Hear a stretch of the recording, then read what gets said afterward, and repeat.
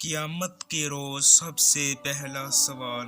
پیارے اسلامی بھائیوں، جب ہم سکول میں پڑھتے ہیں تو ہمارے اساتذہ امتحان کی تیاری میں ایک یہ اہم نقطہ بتایا کرتے تھے کہ جب تم کمرہ امتحان میں بیٹھو، تمہارے پاس سوالوں والا پیپر آئے تو تم نے فوراً اس کا جواب لکھنا نہیں شروع کر دینا، بلکہ اس کو 3-4 مرتبہ غور سے پڑھو اور پھر دیکھو کہ تمہیں سب سے بہتر کس سوال کا جواب آتا ہے، اس پر نمبر 1 لکھو، جو اس سے کم آتا ہے اس پر نمبر 2 لکھو۔ اس لیے اگر پہلا سوال درست ہو گیا تو دوسرے مشکل بھی ہوں گے تو آسان ہو جائیں گے، اور اگر پہلے سوال میں ہی پھنس گئے تو اگلے آتے بھی ہوں گے تو بھول جائیں گے۔